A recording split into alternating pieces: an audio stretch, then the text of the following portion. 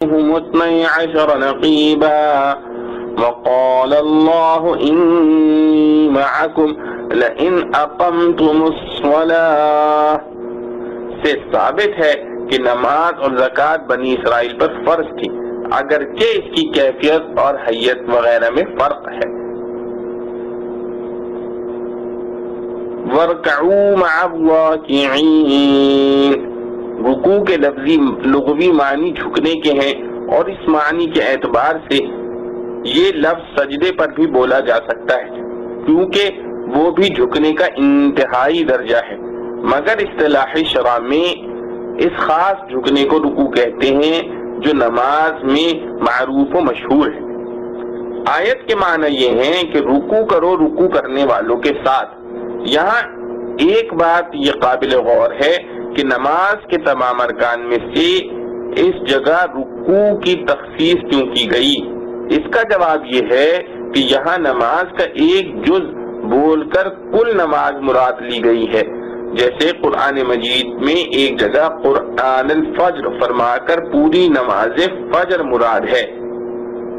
اور بعض روایت حدیث میں سجدے کا لفظ بول کر پوری رکعت یا نماز مراد لی گئی ہے۔ اس لیے مراد آیت کی یہ ہو گئی کہ نماز پڑھو نماز پڑھنے والوں کے ساتھ، لیکن یہ سوال پھر بھی باقی رہ جاتا ہے کہ نماز کے بہت سے ارکان میں سے رکوع کی تخصیص میں کیا حکمت ہے؟ جواب یہ ہے کہ یہود کی نماز میں سجدہ وغیرہ تو تھا مگر رکوع نہیں تھا۔ رکوع اسلامی نماز کی خصوصیات میں سے ہے، اس لیے راکعین کے لفظ سے امت محمدیہ صلی اللہ علیہ وسلم کے نمازی مراد ہوں گے جن کی نماز میں رکوع بھی ہے، اور معنی آیت کے یہ ہیں کہ تم بھی امت محمدیہ صلی اللہ علیہ وسلم کے نمازیوں کے ساتھ نماز ادا کرو،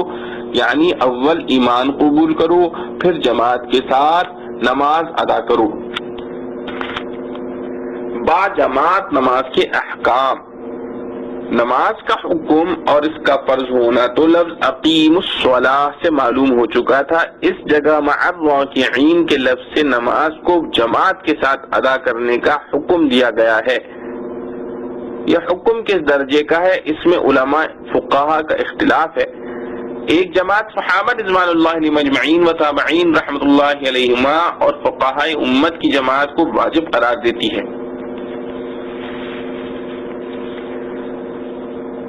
اور اس کے چھوڑنے کو سخت گناہ، اور بعض صحابہ کرام رضوان اللہ علیہم اجمعین تو اس نماز ہی کو جائز قرار نہیں دیتے جو بلا عذر شرعی کے بدون جماعت پڑھی جائے۔ یہ آیت ظاہری الفاظ کے اعتبار سے ان حضرات کی حجت ہے جو وجوب جماعت کے قائل ہیں۔ اس کے علاوہ چند روایات حدیث سے بھی جماعت کا واجب ہونا سمجھا جاتا ہے۔ ایک حدیث میں ہے جس کا ترجمہ ہے یعنی مسجد کے قریب رہنے والے کی نماز صرف مسجد ہی میں جائز ہے، روا ابو داؤد، اور مسجد کی نماز سے ظاہر ہے کہ جماعت کی نماز مراد ہے، تو الفاظ حدیث سے یہ مطلب نکلا کہ مسجد کے قریب رہنے والے کی نماز بغیر جماعت کے جائز نہیں، مسجد کے سوا کسی اور جگہ جماعت۔ اور صحیح مسلم میں روایت حضرت ابو ہریرہ رضی اللہ عنہ منقول ہے کہ ایک نابینا صحابی رضی اللہ عنہ نے حضرت صلی اللہ علیہ وسلم کی خدمت میں حاضر ہو کر عرض کیا کہ میرے ساتھ کوئی ایسا آدمی نہیں جو مجھے مسجد تک پہنچا دیا اور لے جایا کرے، اس لیے اگر آپ صلی اللہ علیہ وسلم اجازت دیں تو میں نماز گھر میں پڑھ لیا کروں۔ حضرت صلی اللہ علیہ وسلم نے اول تو ان کو اجازت دے دی، مگر جب وہ جانے لگے تو سوال کیا کہ کیا اذان کی آواز تمہارے گھر تک پہنچتی ہے؟ انہوں نے عرض کی کہ اذان کی آواز تو میں سنتا ہوں۔ آپ صلی اللہ علیہ وسلم نے فرمایا پھر تو آپ کو مسجد میں آنا چاہیے، اور بعض روایت میں ہے کہ آپ صلی اللہ علیہ وسلم نے فرمایا کہ پھر میں آپ کے لیے کوئی گنجائش اور رخصت نہیں پاتا۔ اور حضرت عبداللہ بن عباس رضی اللہ عنہ نے کہا ہے کہ رسول اللہ صلی اللہ علیہ وسلم نے فرمایا یعنی جو شخص اذان کی آواز سنتا ہے اور جماعت مسجد میں نہیں آتا تو اس کی نماز نہیں ہوتی مگر یہ کہ اس کو کوئی عذر شرعی ہو، یعنی جو شخص اذان کی آواز سنتا ہے اور جماعت مسجد میں نہیں آتا تو اس کی نماز نہیں ہوتی مگر یہ کہ اس کو کوئی عذر شرعی ہو۔ ان احادیث کی بنا پر حضرت عبداللہ بن مسعود رضی اللہ عنہ اور ابو موسیٰ اشعری رضی اللہ عنہ وغیرہ حضرات صحابہ رضوان اللہ علیہم اجمعین نے یہ فتویٰ دیا ہے کہ جو شخص مسجد سے اتنا قریب رہتا ہے کہ اذان کی آواز وہاں تک پہنچتی ہے تو اگر وہ بلا عذر کی جماعت میں حاضر نہ ہوا تو اس کی نماز ہی نہیں ہوتی۔ آواز سننے سے مراد یہ ہے کہ متوسط آواز والے آدمی کی آواز وہاں پہنچ سکے۔ اعلی مکبر الصوت یا غیر معمولی آواز کا اس میں اعتبار نہیں۔ یہ سب روایات ان حضرات کی دلیل ہے جو جماعت کو واجب قرار دیتے ہیں مگر جمہور امت علماء و فقہاء صحابہ رضوان اللہ علیہم اجمعین و تابعین رحمۃ اللہ علیہما کے نزدیک جماعت سنت مؤکدہ ہے مگر سنن مؤکدہ میں سنت فجر کی طرح سب سے زیادہ مؤکد اور قریب بوجوب ہے۔ ان سب حضرات نے قرآن کریم کے امر وَارْكَعُوا مَعَ الرَّاكِعِينَ کو دوسری آیات اور روایات کی بنا پر تاکید کے لیے قرار دیا ہے، اور جن حدیث کے ظاہر سے معلوم ہوتا ہے کہ مسجد کے قریب رہنے والے کی نماز بغیر جماعت کے ہوتی ہی نہیں، اس کا یہ مطلب قرار دیتے ہیں کہ یہ نماز کامل اور مقبول نہیں۔ اس معاملے میں حضرت عبداللہ بن مسعود رضی اللہ عنہ کا بیان بہت واضح اور کافی ہے جن کو امام مسلم رحمۃ اللہ علیہ نے روایت کیا ہے، جس کا ترجمہ یہ ہے فقیہ الامت حضرت عبداللہ بن مسعود رضی اللہ عنہ نے فرمایا کہ جو شخص چاہتا ہو کہ کل محشر میں اللہ تعالیٰ سے مسلمان ہونے کی حالت میں ملے تو اس کو چاہیے کہ ان 5 نمازوں کے ادا کرنے کی پابندی اس جگہ کرے جہاں اذان دی جاتی ہے، یعنی مسجد، کیونکہ اللہ تعالیٰ نے تمہارے نبی صلی اللہ علیہ وسلم کے لیے کچھ ہدایت کے طریقے بتلائے ہیں اور ان 5 نمازوں کو جماعت کے ساتھ ادا کرنا انہی سنن خدا میں ہے۔ اور اگر تم نے یہ نمازیں اپنے گھر میں پڑھ لی جیسے یہ جماعت سے الگ رہنے والا اپنے گھر میں پڑھ لیتا ہے، کسی خاص شخص کی طرف اشارہ کر کے فرمایا، تو تم اپنے نبی صلی اللہ علیہ وسلم کی سنت کو چھوڑ بیٹھو گے۔ اگر تم نے اپنے نبی صلی اللہ علیہ وسلم کی سنت کو چھوڑ دیا تو تم گمراہ ہو جاؤ گے۔ اور جو شخص وضو کرے اور اچھی طرح پاکی حاصل کرے پھر کسی مسجد کا رخ کرے تو اللہ تعالیٰ اس کے ہر قدم پر نیکی اس کے نامہ اعمال میں درج فرماتے ہیں اور اس کا ایک درجہ بڑھا دیتے ہیں اور ایک گناہ معاف کر دیتے ہیں۔ اور ہم نے اپنے مجمع کو ایسا پایا ہے کہ منافق بین النفاق کے سوا کوئی آدمی جماعت سے الگ نماز نہ پڑھتا تھا، یہاں تک کہ بعض حضرات کو عذر اور بیماری میں بھی 2 آدمیوں کے کندھوں پر ہاتھ رکھ کر مسجد میں لایا جاتا اور صف میں کھڑا کر دیا جاتا تھا۔ اس بیان میں جس طرح باجماعت نماز کی پوری تاکید اور اہمیت و ضرورت کا ذکر ہے، اسی کے ساتھ اس کا یہ درجہ بھی بیان فرما دیا کہ وہ سنن خدا میں سے ہے جس کو فقہاء سنت مؤکدہ کہتے ہیں۔ چنانچہ اگر کوئی شخص عذر شرعی مثلا مرض وغیرہ کے بغیر تنہا نماز پڑھ لے اور جماعت میں شریک نہ ہو تو اس کی نماز تو ہو جائے گی مگر سنت مؤکدہ کی ترک کی وجہ سے مستحق عتاب ہوگا، اور اگر ترک جماعت کی عادت بنا لے تو سخت گناہگار ہے، خصوصاً اگر ایسی صورت ہو جائے کہ مسجد ویران رہے اور لوگ گھروں میں نماز پڑھیں تو یہ شخص شرعاً مستحق سزا ہے۔ اور قاضی عیاض رحمۃ اللہ علیہ نے فرمایا کہ ایسے لوگ اگر سمجھانے سے باز نہ آئیں تو ان سے قتال کیا جائے۔ بے عمل واعظ کی مذمت، تأمرون الناس بالبر وتنسون انفسکم، اس آیت میں خطاب اگرچہ علماء یہود سے ہے، ان کو ملامت کی جا رہی ہے کہ وہ اپنے دوستوں اور رشتہ داروں کو یہ تلقین کرتے تھے کہ تم محمد صلی اللہ علیہ وسلم کی پیروی کرتے رہو اور دین اسلام پر قائم رہو، جو علامت ہے اس بات کی کہ علماء یہود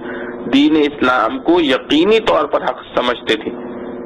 مگر خود نفسانی خواہشات سے اتنے مغلوب تھے کہ اسلام قبول کرنے کے لیے تیار نہ تھے۔ لیکن معنی کے اعتبار سے یہ ہر اس شخص کی مذمت ہے جو دوسروں کو تو نیکی اور بھلائی کی ترغیب دے مگر خود عمل نہ کرے، دوسروں کو خدا سے ڈرائے مگر خود نہ کرے۔ ایسے شخص کے بارے میں حدیث میں بڑی ہولناک وعیدیں آئی ہیں۔ حضرت انس رضی اللہ عنہ سے روایت ہے کہ حضرت صلی اللہ علیہ وسلم نے ارشاد فرمایا کہ شب معراج میرا گزر کچھ لوگوں پر ہوا جن کے ہونٹ اور زبانیں آگ کی قینچیوں سے کترے جا رہے تھے۔ میں نے جبرائیل علیہ السلام سے یہ پوچھا کہ یہ کون ہے؟ جبرائیل علیہ السلام نے بتایا کہ یہ آپ صلی اللہ علیہ وسلم کی امت کے دنیا دار واعظ ہیں جو لوگوں کو تو نیکی کا حکم کرتے تھے مگر اپنی خبر نہ لیتے تھے۔ بحوالہ ابن کثیر۔ ابن عساکر رحمۃ اللہ علیہ نے ذکر کیا ہے کہ نبی صلی اللہ علیہ وسلم نے ارشاد فرمایا کہ بعض جنتی بعض دوزخیوں کو آگ میں دیکھ کر پوچھیں گے کہ تم آگ میں کیوں کر پہنچ گئے، حالانکہ ہم تو بخدا انہی نیک اعمال کی بدولت جنت میں داخل ہوئے ہیں جو ہم نے تم سے سیکھے تھے۔ اہل دوزخ کہیں گے ہم زبان سے کہتے ضرور تھے لیکن خود عمل نہیں کرتے تھے۔ بحوالہ ابن کثیر۔ کیا فاسق واعظ و نصیحت نہیں کر سکتا؟ لیکن مذکورہ بیان سے یہ نہ سمجھ لیا جائے کہ بے عمل یا فاسق کے لیے دوسروں کو واعظ و نصیحت کرنا جائز نہیں، اور جو شخص کسی گناہ میں مبتلا ہو وہ دوسروں کو اس گناہ سے باز رہنے کی تلقین نہ کرے، کیونکہ کوئی اچھا عمل الگ نیکی ہے اور اس اچھے عمل کی تبلیغ دوسری مستقل نیکی ہے، اور ظاہر ہے کہ ایک نیکی کو چھوڑنے سے ضروری نہیں ہوتا کہ دوسری نیکی بھی چھوڑ دی جائے۔ جیسے ایک شخص اگر نماز نہیں پڑھتا تو اس کے لیے یہ لازم نہیں کہ وہ روزہ بھی ترک کر دے، بالکل اسی طرح اگر کوئی شخص نماز نہیں پڑھتا تو اس کے لیے ضروری نہیں کہ دوسروں کو نماز پڑھنے کے لیے بھی نہ کہے۔ اگر اسی طرح کسی ناجائز فعل کا ارتکاب الگ گناہ ہے اور اپنے زیر اثر لوگوں کو اس ناجائز فعل سے نہ روکنا دوسرا گناہ ہے، اور ایک گناہ کرنے سے یہ لازم نہیں آتا کہ دوسرا گناہ بھی ضرور کیا جائے۔ چنانچہ امام مالک رحمۃ اللہ علیہ نے حضرت سعید بن جبیر رضی اللہ عنہ کا یہ قول نقل کیا ہے کہ اگر ایک شخص یہ سوچ کر امر بالمعروف اور نہی عن المنکر چھوڑ دے کہ میں خود گناہ گار ہوں، جب گناہوں سے خود پاک ہو جاؤں گا تو لوگوں کو تبلیغ کروں گا، تو نتیجہ یہ نکلے گا کہ تبلیغ کرنے والا کوئی بھی باقی نہ رہے گا، کیونکہ ایسا کون ہے جو گناہوں سے بالکل پاک ہو؟ حضرت حسن رضی اللہ عنہ کا ارشاد ہے کہ شیطان تو یہی چاہتا ہے کہ لوگ اسی خیال میں پڑھ کر تبلیغ کا فریضہ چھوڑ بیٹھے، بلکہ حضرت سیدی حکیم الامت تھانوی رحمۃ اللہ علیہ تو یہ فرمایا کرتے تھے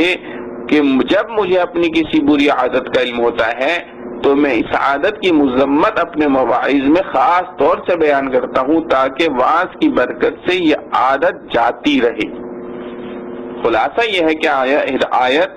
اتأمرون الناس بالبر وتنسون انفسکم کا مطلب یہ نہیں ہے کہ بے عمل آدمی کو واعظ کہنا جائز نہیں، بلکہ مطلب یہ ہے کہ واعظ کو بے عمل نہیں ہونا چاہیے۔ مطلب یہ ہے کہ واعظ کو بے عمل نہیں ہونا چاہیے، اور دونوں میں فرق واضح ہے، مگر یہاں یہ سوال ہوتا ہے کہ بے عمل ہونا تو واعظ کے لیے جائز ہے نہ غیر واعظ کے لیے، پھر واعظ کی تخصیص کیوں؟ جواب یہ ہے کہ ناجائز تو دونوں کے لیے ہے، مگر واعظ کا جرم غیر واعظ کے جرم کے مقابلے میں زیادہ سنگین اور زیادہ قابل ملامت ہے، کیونکہ واعظ جرم کو جرم سمجھتے ہوئے جان بوجھ کر کرتا ہے، اس کے پاس یہ عذر نہیں ہوتا کہ مجھے اس کا جرم ہونا معلوم نہ تھا، برخلاف غیر واعظ کے اور ان پڑھ جاہل کے کہ اس کو خود علم حاصل نہ کرنے کا الگ گناہ ہو، لیکن ارتکاب گناہ میں اس کے پاس کسی درجے میں عذر موجود تھا کہ مجھے معلوم نہ تھا۔ اس کے علاوہ عالم اور واعظ اگر کوئی جرم کرتا ہے تو یہ دین کے ساتھ ایک قسم کا استہزاء ہے۔ چنانچہ حضرت انس رضی اللہ عنہ سے روایت ہے کہ رسول اللہ صلی اللہ علیہ وسلم نے ارشاد فرمایا کہ اللہ تعالی قیامت کے دن جتنا ان پڑھ لوگوں کو معاف کرے گا اتنا علماء کو معاف نہیں کرے گا۔ دو نفسیاتی بیماریاں اور ان کا علاج۔ حب مال اور حب جاہ یہ دونوں قلب کی ایسی بیماریاں ہیں جن کے باعث انسان کی دنیاوی زندگی اور اخروی زندگی اجیرن ہو جاتی ہے،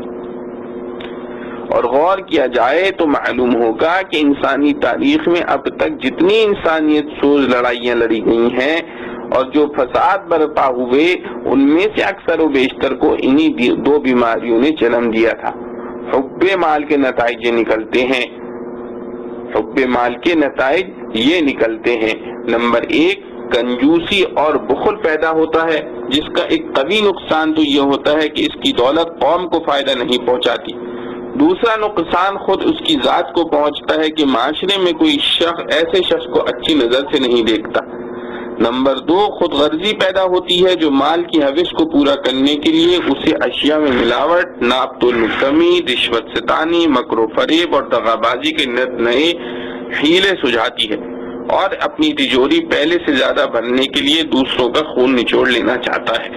بالآخر سرمایہ دار اور مزدور کے جھگڑے جنم لیتے ہیں۔ نمبر 3 ایسے شخص کو کتنا ہی مال مل جائے لیکن مزید کمانے کی دھن ایسی سوار ہوتی ہے کہ تفریح اور آرام کے وقت بھی یہی بے چینی اسے کھائی جاتی ہے کہ کسی طرح اپنے سرمایے میں سے زیادہ اضافہ کروں۔ بالآخر جو مال اس کے آرام اور راحت کا ذریعہ بنتا وہ اس کے لیے وبال جان بن جاتا ہے۔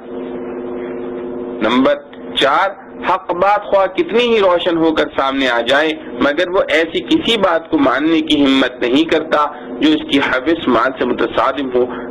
یہ تمام چیزیں بالآخر پورے معاشرے کا امن و چین برباد کر ڈالتی ہیں۔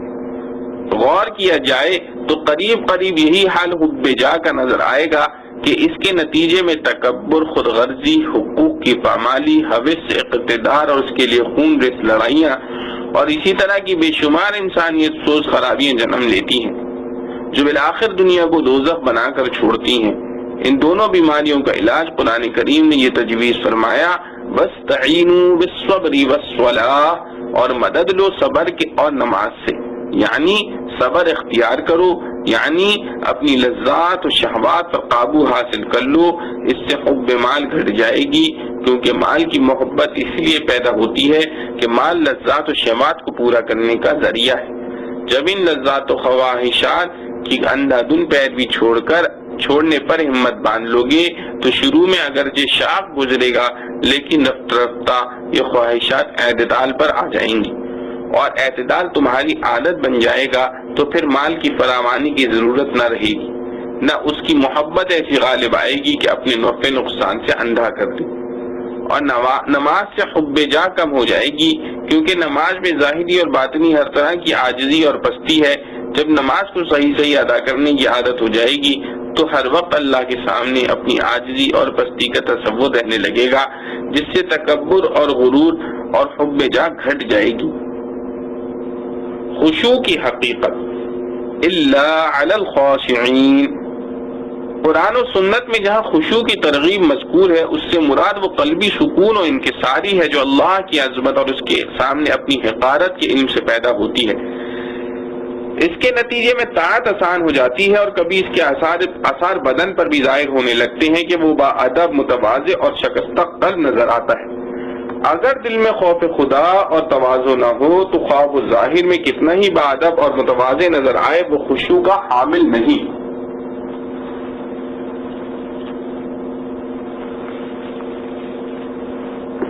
بلکہ آثار خشوع کا قصداً اظہار کرنا بھی پسندیدہ نہیں۔ حضرت عمر رضی اللہ عنہ نے ایک نوجوان کو دیکھا کہ سر جھکائے بیٹھا ہے، فرمایا سر اٹھا، خشوع دل میں ہوتا ہے۔ حضرت ابراہیم نخعی رحمۃ اللہ علیہ کا ارشاد ہے کہ موٹا پہننے، موٹا کھانے اور سر جھکانے کا نام خشوع نہیں، خشوع تو یہ ہے کہ تم حق کے معاملے میں شریف اور رذیل کے ساتھ یکساں سلوک کرو اور اللہ نے جو تم پر فرض کیا ہے اسے ادا کرنے میں اللہ کے لیے قلب کو فارغ کر لو۔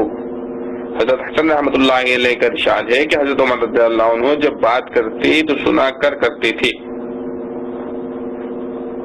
جب بات کرتے تو سنا کر کرتے تھے، جب چلتے تو تیز چلتے اور جب مارتے تو زور سے مارتے تھے، حالانکہ بلا شبہ وہ خشوع رکھنے والے تھے۔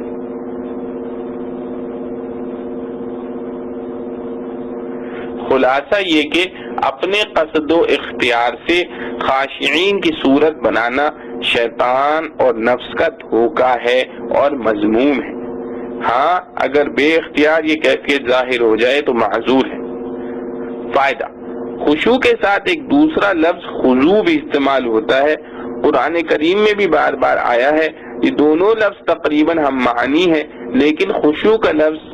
اصل کے اعتبار سے آواز اور نگاہ کی پستی اور تذلل کے لیے بوجھا جاتا ہے، جبکہ وہ مصنوعی نہ ہو بلکہ قلبی خوف اور تواضع کا نتیجہ ہو۔ قرآن کریم میں ہے خشعت الاصوات، آوازیں پست ہو گئیں، اور خشوع کا لفظ بدن کی تواضع اور انکساری کے لیے استعمال ہوتا ہے۔ قرآن حکیم میں ہے فَظَلَّتْ أَعْنَاقُهُمْ لَهَا خَاضِعِينَ، بس ان کی گردنیں اس کے سامنے جھک گئیں۔ نماز میں خشوع کی فقہی حیثیت۔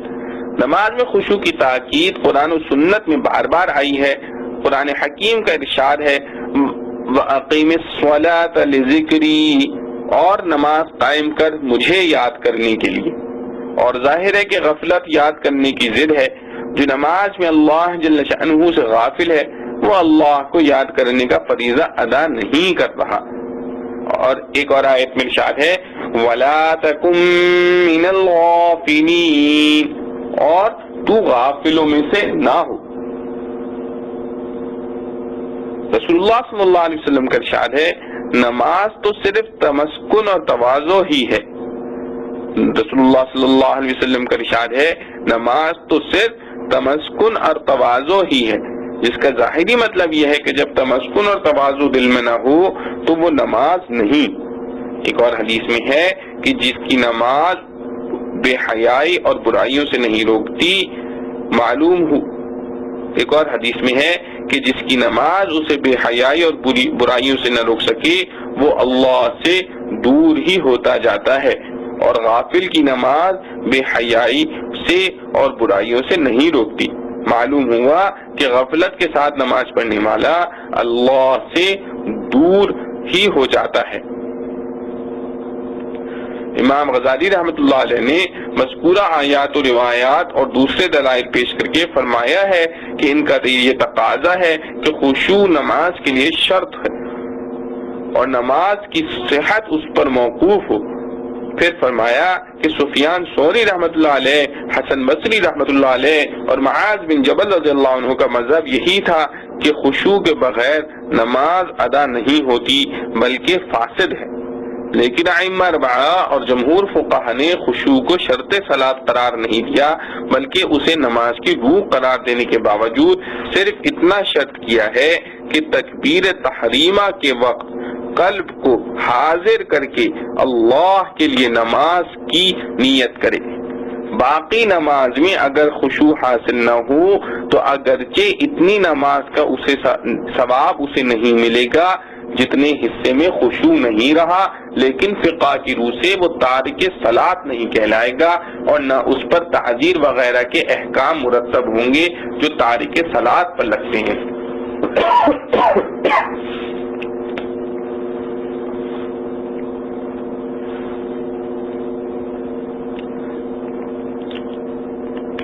امام غزالی رحمۃ اللہ علیہ نے اس کی یہ وجہ بیان فرمائی ہے کہ فقہا باطنی احوال اور قلبی کیفیات پر حکم نہیں لگاتے بلکہ وہ تو صرف اعضائے ظاہرہ کے اعمال پر ظاہری احکام بیان کرتے ہیں۔ یہ بات کہ فلاں عمل کا ثواب آخرت میں ملے گا یا نہیں، یہ فقہ کی حدود سے خارج ہے۔ تو چونکہ باطنی کیفیات پر حکم لگانا ان کی بحث سے خارج ہے اور خشوع ایک باطنی کیفیت ہے، اس لیے انہوں نے خشوع کو پوری نماز میں شرط قرار نہیں دیا بلکہ خشوع کے ادنا مرتبے کو شرط کہا، اور وہ یہ کہ کم از کم تکبیر تحریمہ کے وقت محض اللہ کی عبادت و تعظیم کی نیت کر لے۔ خشوع کو پوری نماز میں شرط قرار نہ دینے کی دوسری وجہ یہ ہے کہ قرآن حکیم کی دوسری آیات میں تشریع احکام کا یہ واضح اصول بتا دیا گیا ہے کہ انسانوں پر کوئی ایسی چیز فرض نہیں کی جاتی جو ان کی طاقت و امکان سے باہر ہو، اور پوری نماز میں خشوع برقرار رکھنے سے ماں سوا چند خاص افراد کے اکثر لوگ عاجز ہوتے ہیں۔ اس لیے تکلیف ما لا یطاق سے بچنے کے لیے پوری نماز کی بجائے صرف ابتدائی صلاۃ میں خشوع کو شرط قرار دیا گیا۔ نماز خشوع کے بغیر بھی بالکل بے فائدہ نہیں۔ امام غزالی رحمۃ اللہ علیہ آخر میں ارشاد فرماتے ہیں کہ خشوع کی اس غیر معمولی اہمیت کے باوجود ہمیں اللہ سے یہی امید ہے کہ غفلت کے ساتھ نماز پڑھنے والا بھی بالکلیہ تارک صلاۃ کے درجے میں نہیں، کیونکہ بہرحال اس نے ادائے فرض کا اقدام تو کیا ہے اور تھوڑی سی دیر کے لیے قلب کو اللہ کے لیے فارغ بھی کیا، کم از کم نیت کے وقت تو صرف اللہ ہی کا دھیان تھا۔ ایسی نماز کا کم سے کم فائدہ یہ ضرور ہے کہ اس کا نام نافرمانوں اور بے نمازوں کی فہرست سے نکل گیا، مگر دوسری حیثیت سے یہ خوف بھی ہے کہ کہیں غافل کی حالت تارک سے بھی زیادہ بری نہ ہو، کیونکہ جو غلام آقا کی خدمت میں حاضر ہو کر آقا سے بے توجہی برتتا اور تحقیر آمیز لہجے میں کلام کرتا ہے، اس کی حالت اس غلام سے زیادہ شدید ہے جو خدمت میں حاضر ہی نہیں ہوتا۔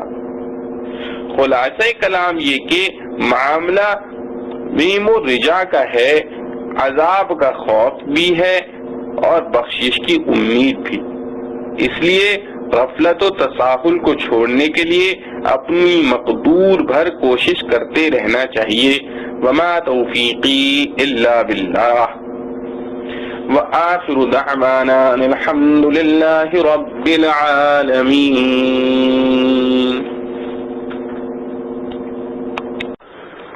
اعوذ باللہ من الشیطان الرجیم، بسم اللہ الرحمن الرحیم۔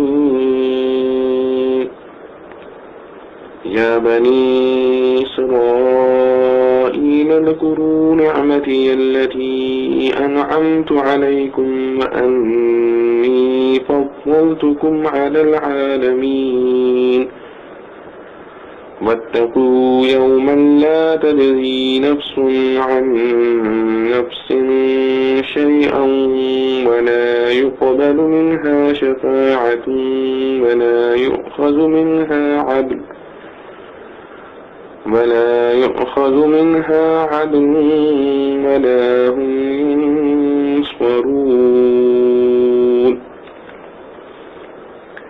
ترجمہ: اے بنی اسرائیل، یاد کرو میرے احسان جو میں نے تم پر کیے اور اس کو کہ میں نے تم کو بڑائی دی تمام عالم پر، اور ڈرو اس دن سے کہ کام نہ آئے کوئی شخص کسی کے کچھ بھی، اور قبول نہ ہو اس کی طرف سے سفارش، اور نہ لیا جائے اس کی طرف سے بدلہ، اور نہ ان کو مدد پہنچے۔ خلاصہ تفسیر: اے اولاد یعقوب علیہ السلام کی،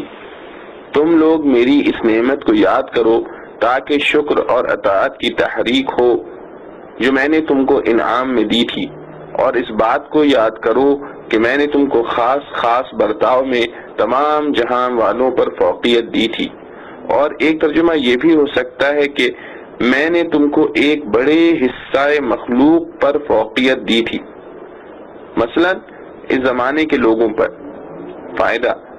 اس آیت میں خطاب چونکہ حضور اکرم صلی اللہ علیہ وآلہ وسلم کے زمانے کے یہودیوں کو ہے، اور عموماً ایسا ہوتا ہے کہ باپ دادا پر جو احسان و اکرام کیا جائے اس سے اس کی اولاد بھی فائدہ حاصل کرتی ہے، جس کا عام طور پر مشاہدہ ہوتا رہتا ہے، اس لیے ان کو بھی اس آیت میں مخاطب سمجھا جا سکتا ہے۔ اور ڈرو تم ایسے دن سے کہ جس میں نہ تو کوئی شخص کسی شخص کی طرف سے کچھ مطالبہ ادا کر سکتا ہے اور نہ کسی شخص کی طرف سے کوئی سفارش قبول ہو سکتی ہے، جبکہ خود اس شخص میں ایمان نہ ہو جس کی سفارش کرتا ہے، اور نہ کسی شخص کی طرف سے کوئی معاوضہ لیا جا سکتا ہے اور نہ ان لوگوں کی طرفداری چل سکے گی۔ فائدہ: آیت میں جس یوم کا ذکر ہے اس سے قیامت کا دن مراد ہے۔ مطالبہ ادا کرنے کا مطلب یہ ہے کہ مثلا کسی کے ذمے نماز روزہ کا مطالبہ ہو اور دوسرا کہہ دے کہ میرا نماز روزہ لے کر اس کا حساب بے باک کر دیا جائے، اور معاوضہ یہ کہ کچھ مال وغیرہ داخل کر کے بچا لاوے، سو دونوں باتیں نہ ہوں گی۔ اور بدون ایمان کے سفارش قبول نہ ہونے کو جو فرمایا ہے تو اور آیتوں سے معلوم ہوا کہ اس کی صورت یہ ہوگی کہ ایسوں کی خود سفارش ہی نہ ہوگی جو قبول کی گنجائش ہو، اور طرفداری کی صورت یہ ہوتی ہے کہ کوئی زوردار حمایت کر کے زبردستی نکال لاوے۔ غرض یہ کہ دنیا میں مدد کرنے کے جتنے طریقے ہوتے ہیں بدون ایمان کے کوئی طریقہ بھی نہ ہوگا۔ وَإِذْ نَجَّيْنَاكُمْ مِنْ آلِ فِرْعَوْنَ يَسُومُونَكُمْ سُوءَ الْعَذَابِ يُذَبِّحُونَ أَبْنَاءَكُمْ وَيَسْتَحْيُونَ نِسَاءَكُمْ وَفِي ذَلِكُمْ بَلَاءٌ مِّن رَّبِّكُمْ عَظِيمٌ۔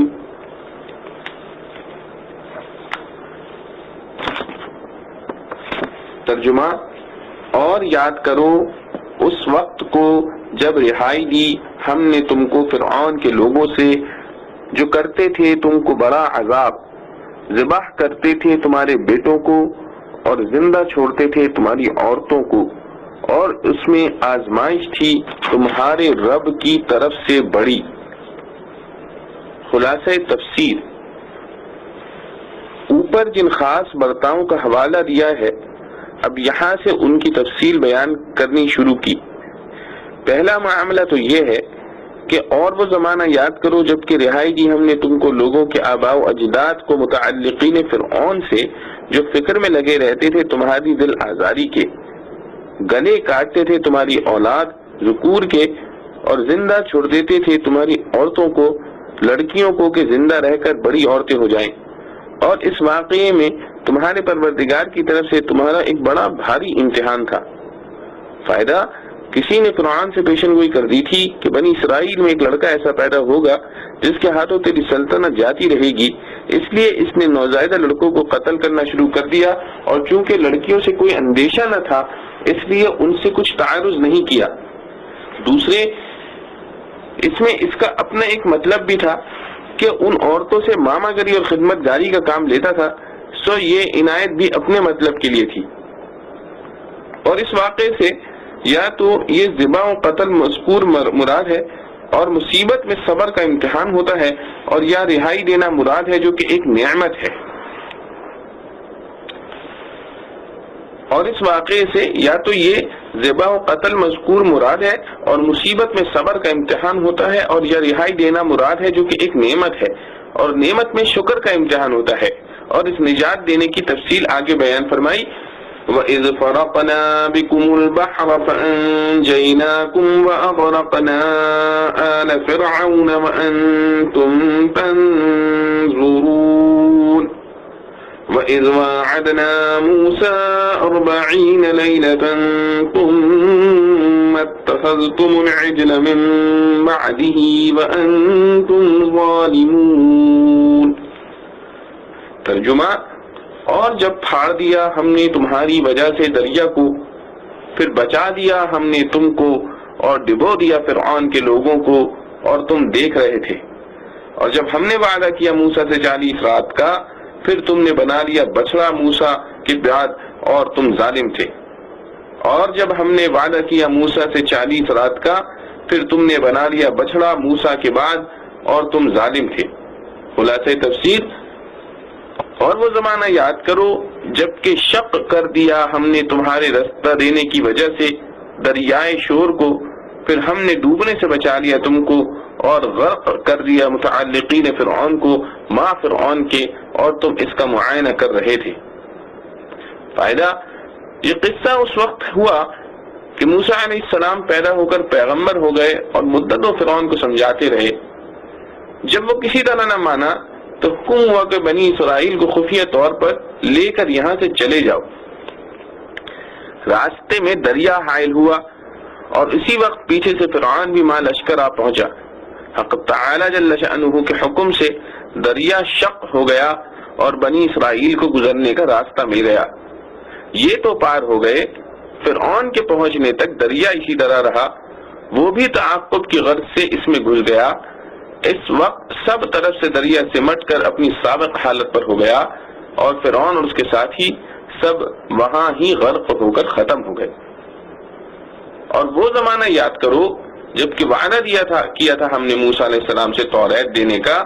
ایک مدت گزرنے پر جس میں 10 رات کا اضافہ ہو کر 40 رات کا زمانہ ہو گیا تھا، پھر تم لوگوں نے پرستش کے لیے تجویز کر لیا گوسالہ کے موسیٰ علیہ السلام کے جانے کے بعد، اور تم نے اس تجویز میں صریح ظلم پر کمر باندھ رکھی تھی کہ ایسی بیجا بات کے قائل ہو گئے تھے۔ فائدہ: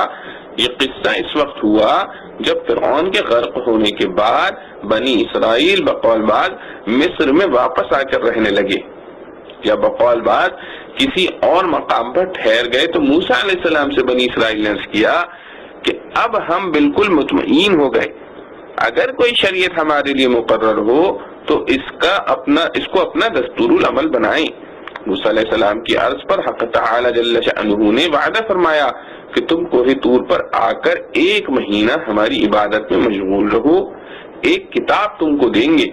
آپ نے ایسا ہی کیا اور تورات آپ کو مل گئی، مگر 10 روز مزید عبادت میں مشغول رہنے کا حکم اس لیے دیا گیا کہ موسیٰ علیہ السلام نے 1 ماہ روزہ رکھنے کے بعد افطار فرما لیا تھا۔ اللہ تعالیٰ کو روزہ دار کے منہ کا آیا جو خلوہ معدہ کی تبخیر سے پیدا ہو جاتا ہے پسند ہے، اس لیے موسیٰ علیہ السلام کو حکم ہوا کہ 10 روزے اور رکھیں، اور تاکہ وہ رائحہ پھر پیدا ہو جائے۔ اس طرح یہ 40 روزے پورے ہو گئے۔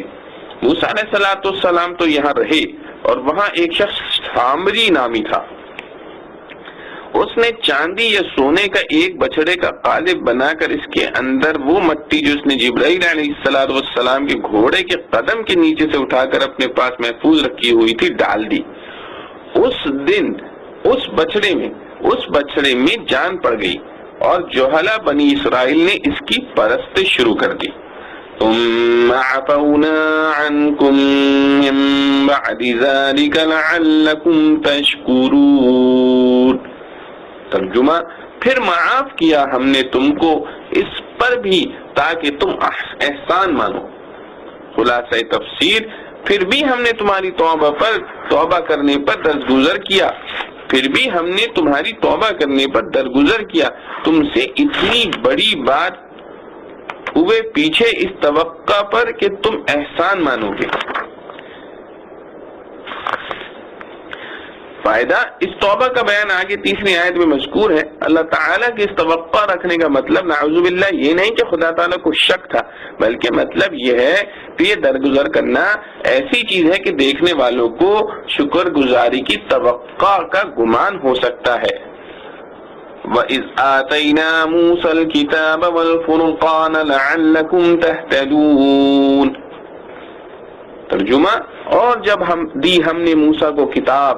اور حق کو ناحق سے جدا کرنے والے احکام تاکہ تم سیدھی راہ پاؤ۔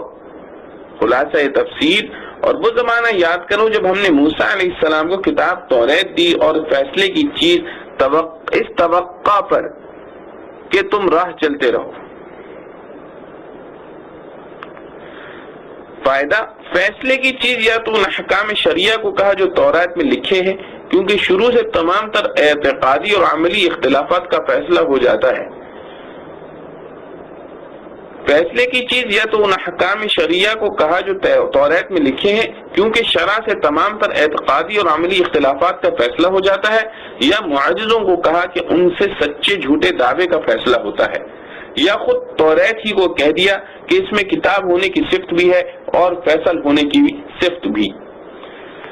وَإِذْ قَالَ مُوسَى لِقَوْمِهِ يَا قَوْمِ إِنَّكُمْ ظَلَمْتُمْ أَنفُسَكُمْ بِاتِّخَاذِكُمُ الْعِجْلَ فَتُوبُوا إِلَى بَارِئِكُمْ فَاقْتُلُوا أَنفُسَكُمْ ذَلِكُمْ خَيْرٌ لَكُمْ عِندَ بَارِئِكُمْ فَتَابَ عَلَيْكُمْ إِنَّهُ هُوَ التَّوَّابُ الرَّحِيمُ۔ اور جب کہا موسیٰ نے اپنی قوم سے، اے قوم، تم نے نقصان کیا اپنا یہ بچڑا بنا کر، سو اب توبہ کرو اپنے پیدا کرنے والے کی طرف اور مار ڈالو اپنی جان، یہ بہتر ہے تمہارے لیے تمہارے خالق کے نزدیک۔ پھر متوجہ ہوا تم پر، بے شک وہی ہے معاف کرنے والا نہایت مہربان۔ خلاصہ تفسیر، اور وہ زمانہ یاد کرو جب موسیٰ علیہ السلام نے اپنی قوم سے فرمایا کہ اے میری قوم،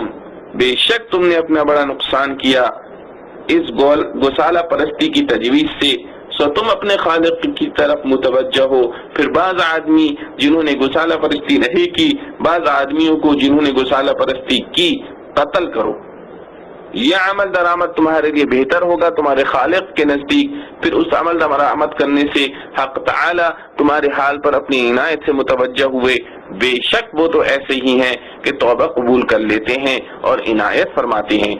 فائدہ یہ اس طریق کا بیان ہے جو ان کی توبہ کے لیے تجویز ہوا، یعنی مجرم لوگ قتل کیے جائیں، جیسا ہماری شریعت میں بھی بعض گناہوں کی سزا باوجود توبہ کے بھی قتل و جان ستانی مقرر ہے، مثلا قتل عمد کے عوض قتل اور ثبوت جناب شہادہ پر رجم، کہ توبہ سے یہ سزا ساقط نہیں ہوتی، چنانچہ ان لوگوں نے اس پر عمل کیا جس کی وجہ سے آخرت میں مورد رحمت و عنایت ہو گئی۔ وَإِذْ قُلْتُمْ يَا مُوسَى لَن نُؤْمِنَ لَكَ حَتَّى نَرَى اللَّهَ جَهْرَةً فَأَخَذَتْكُمُ الصَّاعِقَةُ وَأَنْتُمْ تَنْظُرُونَ۔ ترجمہ، اور جب تم نے کہا اے موسیٰ ہم ہرگز یقین نہ کریں گے تیرا جب تک کہ نہ دیکھ لیں اللہ کو سامنے، پھر آ لیا تم کو بجلی نے اور تم دیکھ رہے تھے۔ خلاصہ تفسیر، اور وہ زمانہ یاد کرو جب تم لوگوں نے یوں کہا کہ اے موسیٰ ہم تمہارے کہنے سے ہرگز نہ مانیں گے کہ یہ اللہ تعالی کا کلام ہے، یہاں تک کہ ہم خود اللہ تعالی کو اعلانیہ طور پر دیکھ لیں، سو اس گستاخی پر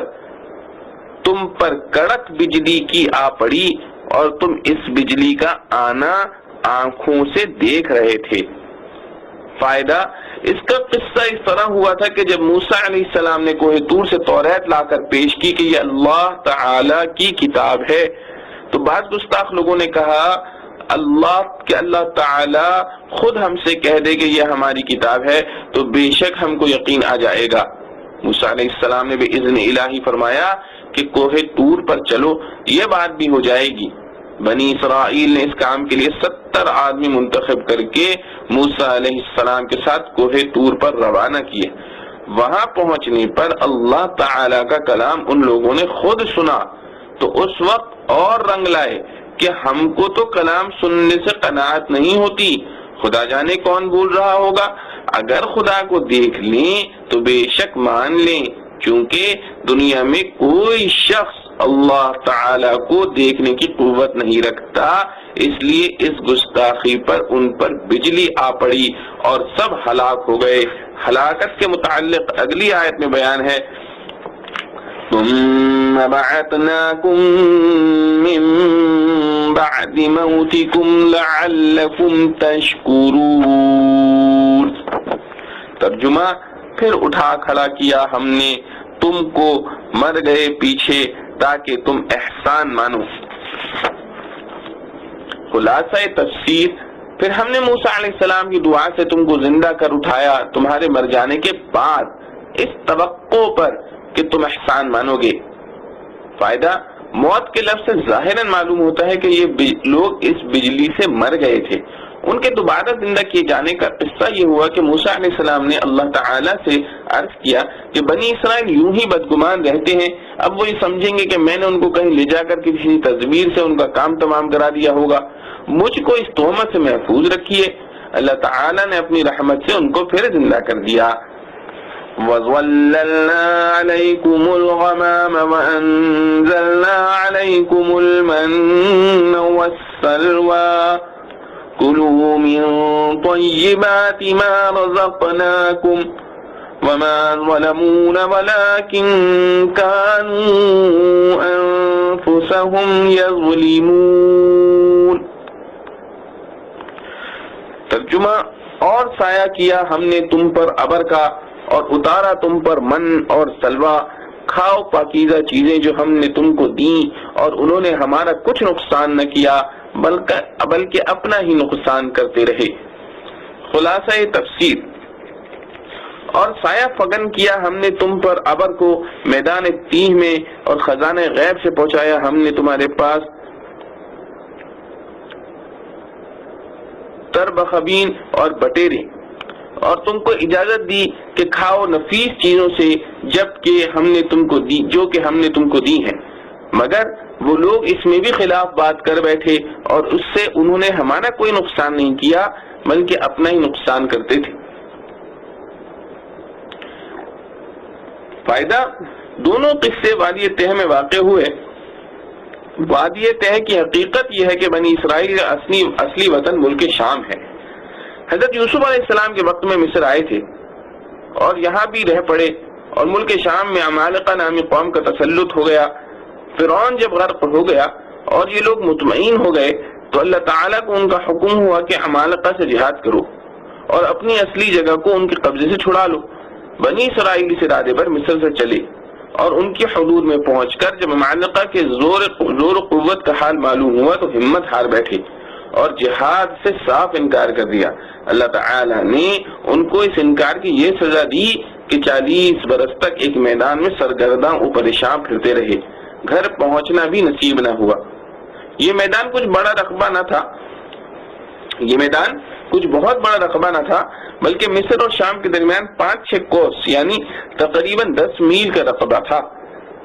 روایت یہ ہے کہ یہ لوگ اپنے وطن مصر جانے کے لیے دن بھر سفر کرتے اور رات کو کسی منزل پر اترتے، صبح کو دیکھتے کہ جہاں سے چلے تھے وہیں ہیں۔ اسی طرح 40 سال سرگرداں و پریشان اس میدان میں پھرتے رہے، اسی لیے اس میدان کو وادی تہ کہا جاتا ہے۔ تی کے معنی ہے سرگردی اور پریشانی کے۔ یہ وادی تی ایک کھلا میدان تھا، نہ اس میں کوئی عمارت تھی نہ درخت جس کے نیچے دھوپ اور سردی اور گرمی سے بچا جا سکے، اور نہ یہاں کوئی کھانے پینے کا سامان تھا، نہ پہننے کے لیے لباس، مگر اللہ تعالیٰ نے معجزے کے طور پر حضرت موسیٰ علیہ السلام کی دعا سے اسی میدان میں ان کی تمام ضروریات کا انتظام فرما دیا۔ بنی اسرائیل نے دھوپ کی شکایت کی تو اللہ تعالیٰ نے ایک سفید رقیق ابر کا سایہ کر دیا، اور بھوک کا تقاضا ہوا تو من و سلوہ نازل فرما دیا، یعنی درختوں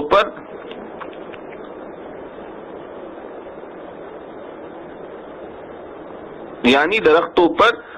تربخبین جو ایک شیریں چیز ہے بکثرت پیدا کر دی۔ یہ لوگ اس کو جمع کر لیتے، اسی کو من کہا گیا ہے، اور بٹیریں ان کے پاس جمع ہو جاتی، ان سے بھاگتی نہ تھی، یہ ان کو پکڑ لیتے اور ذبح کر کے کھاتے، اسی کو سلوہ کہا گیا ہے۔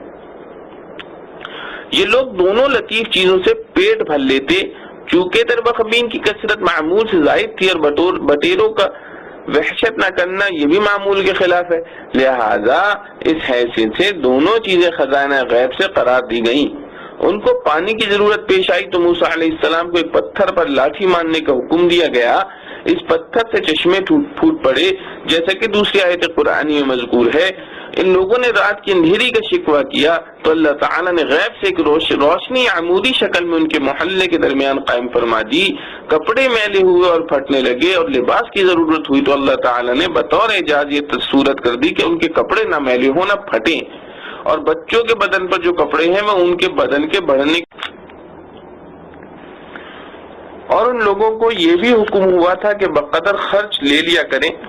آئندہ کے لیے جمع کر کے نہ رکھیں، مگر ان لوگوں نے حرص کے مارے اس میں بھی خلاف کیا تو رکھا ہوا گوشت سڑنا شروع ہو گیا۔ اسی کو فرمایا ہے کہ اپنا ہی نقصان کرتے تھے۔ وَإِذْ قُلْنَا ادْخُلُوا هَٰذِهِ الْقَرْيَةَ فَكُلُوا مِنْهَا حَيْثُ شِئْتُمْ رَغَدًا وَادْخُلُوا الْبَابَ سُجَّدًا وَقُولُوا حِطَّةٌ نَغْفِرْ لَكُمْ خَطَايَاكُمْ وَسَنَزِيدُ الْمُحْسِنِينَ۔ ترجمہ: اور جب ہم نے کہا کہ داخل ہو اس شہر میں اور کھاتے پھرو اس میں جہاں چاہو فراغت سے، اور داخل ہو دروازے میں سجدہ کرتے ہوئے اور کہتے جاؤ بخش دے تو معاف کر دیں گے ہم تمہارے قصور، اور زیادہ بھی دیں گے نیکی والوں کو۔ خلاصہ تفسیر: اور وہ زمانہ یاد کرو جب ہم نے حکم کیا کہ تم لوگ اس آبادی کے اندر داخل ہو، پھر کھاؤ اس کی چیزوں میں سے جس جگہ تم رغبت کرو بے تکلفی سے، اور یہ بھی حکم دیا کہ اب جب اندر جانے لگو دروازے میں داخل ہونا عاجزی سے، جھکے جھکے اور زبان سے یہ کہتے جانا کہ توبہ ہے توبہ ہے، ہم معاف کر دیں گے تمہاری پچھلی خطائیں تو سب کی، اور مزید بنا اور دیں گے دل سے نیک کام کرنے والوں کو۔ فائدہ بقول حضرت شاہ عبد القادر صاحب رحمۃ اللہ علیہ، یہ قصہ بھی زمانے وادی تیہ کا ہے کہ جب من و سلوہ کھاتے کھاتے اکتا گئے اور اپنی معمولی کھانے کی درخواست کی، جیسا آگے کی چوتھی آیت میں آ رہا ہے، تو ان کو ایک شہر میں جانے کا حکم ہوا تھا کہ وہاں کھانے پینے کی اور معمولی چیزیں ملیں گی، سو یہ حکم اس شہر کے اندر جانے کے متعلق ہے۔ اس میں قولی اور فعلی ادب داخل ہونے کے متعلق بیان کیا گیا اور اندر جا کر کھانے پینے میں توسیع کی گئی۔ اس قول پر بہت سے بہت یہ کہا جا سکے گا کہ قصے کے بیان میں تقدم و تاخر ہو گیا کہ بعد تک قصہ پہلے بیان ہوا اور پہلے کا بعد میں، تو یہ اشکال اس وقت ہوتا جب قرآن مجید میں خود قصوں کا بیان کرنا مقصود اصلی ہوتا، اور جب نظر نتائج پر ہے تو اگر ایک قصے کا اجزاء میں ہر جز کا نتیجہ جدا ہو اور ان نتائج کے کسی اثر کا لحاظ کر کے جز مقدم کو مؤخر اور جز مؤخر کو مقدم کر دیا جائے تو اس میں نہ کوئی مذائقہ ہے نہ کوئی اشکال۔ دیگر مفسرین حضرات نے اس حکم کو اس شہر سے متعلق سمجھا ہے جس پر جہاد کرنے کا حکم ہوا تھا، اور بعد مدت تی کے پھر اس پر جہاد ہوا اور وہ فتح ہوا، اور اس وقت یوشع علیہ السلام نبی تھے۔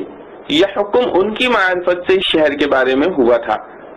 قول اول کی بنا پر پچھلی خطاؤں میں وہ درخواست بھی داخل کر لینا مناسب ہے جو من و سلوہ چھوڑ کر معمولی کھانوں کے متعلق کی گئی تھی۔ مطلب یہ ہوگا کہ یہ درخواست تھی گستاخی، لیکن خیر اب اگر اس ادب اور حکم کو بجا لائے تو اس کو معاف کر دیں گے، اور ہر قول پر یہ معافی تو سب کہنے والوں کے لیے عام ہوگی، اور جو اخلاص سے اعمال صالحہ کریں گے ان کا انعام اس کے علاوہ ہے۔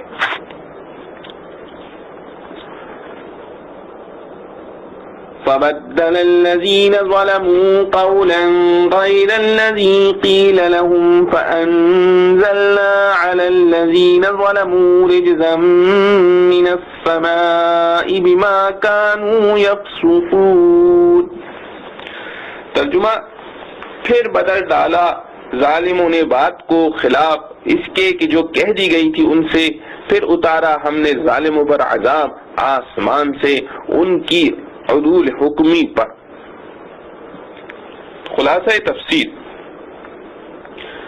سو بدل ڈالا ان ظالموں نے ایک اور کلمہ جو خلاف تھا اس کلمے کے جس کے کہنے کی ان سے فرمائش کی گئی تھی۔ اس پر ہم نے نازل کی ان ظالموں پر ایک سماوی آفت، اس وجہ سے کہ وہ عدول حکمی کرتے تھے۔ فائدہ، یہ آیت سابقہ کا تتمہ ہے۔ وہ کلمہ خلاف یہ تھا کہ حطتن بمعنی توبہ کی جگہ ازراہ تمسخر حبتن فی شعیرت، یعنی غلہ درمیان جو کے کہنا شروع کیا۔ وہ آفت سماوی طاعون تھا جو حدیث کی روح سے بے حکموں کے لیے عذاب اور حکم برداروں کے لیے رحمت ہے۔ وہ آفتاب سماوی طاعون تھا جو حدیث کی روح سے بے حکموں کے لیے عذاب اور حکم برداروں کے لیے رحمت ہے۔ اس شرارت کی ان کو یہ سزا ملی کہ ان میں طاعون پھوٹ پڑا اور بہت سے آدمی فنا ہو گئے۔ بعضوں نے ہلاک شدگان کی تعداد 70,000 تک بتائی ہے۔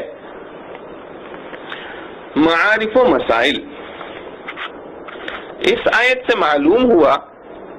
کہ بنی اسرائیل کو یہ حکم دیا گیا تھا کہ اس شہر میں حطتن یعنی توبہ توبہ کہتے ہوئے داخل ہوں۔ انہوں نے شرارت سے ان الفاظ کو بدل کر حنتتن کہنا اختیار کیا، اس کی وجہ سے ان پر آسمانی عذاب نازل ہوا۔ یہ الفاظ کی تبدیلی ایسی تھی کہ جس میں صرف الفاظ ہی نہیں بدلے بلکہ معنی بھی بالکل الٹ ہو گئے۔ حطتن کے معنی توبہ یعنی گناہوں کو نظر انداز کرنے کے تھے، اور حنطتن کے معنی گندم کے ہیں جس کا کلمہ معمول بہا سے کوئی تعلق نہیں۔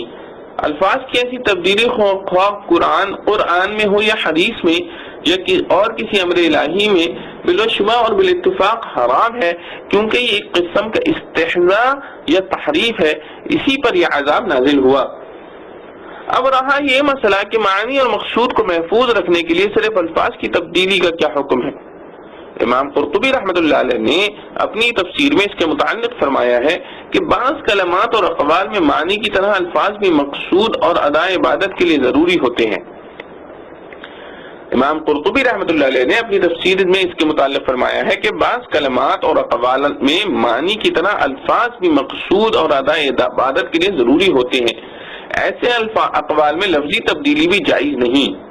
جیسے اذان کے الفاظ مقررہ کے بجائے اس معنی کے دوسرے الفاظ پڑھنا جائز نہیں۔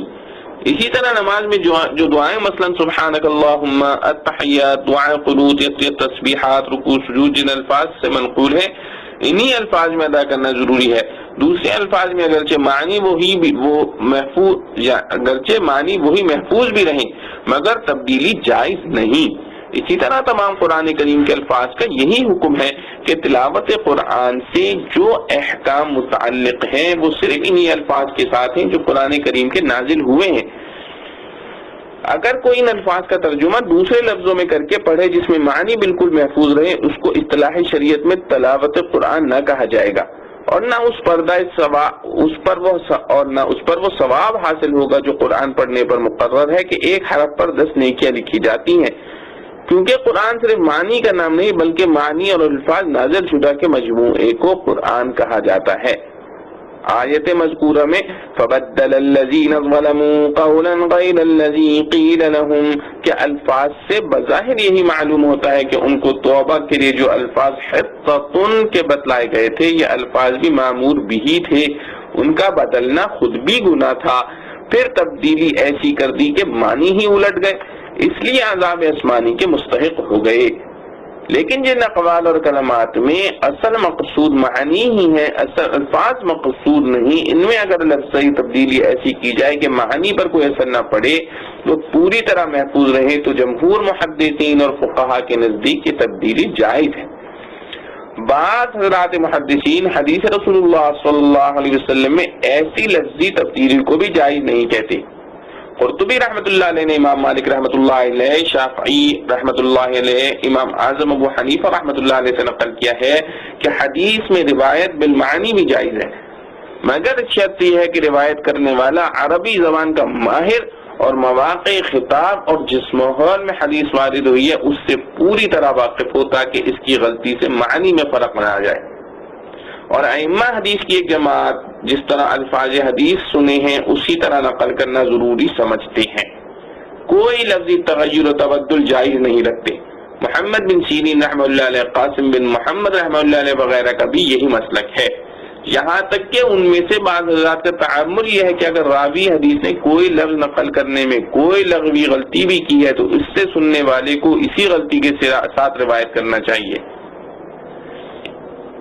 اپنی طرف سے تغیر نہ کرے، اس کے ساتھ یہ ظاہر کر دے کہ میرے خیال میں صحیح لفظ اس طرح ہے مگر مجھے روایت اس طرح پہنچی ہے۔ ان حضرات کا استدلال اس حدیث سے ہے جس میں حضرت صلی اللہ علیہ وسلم نے ایک شخص کو یہ تلقین فرمائی تھی کہ جب سونے کے لیے بستر پر جائے تو یہ دعا پڑھے، آمنت بکتابک الذی انزلت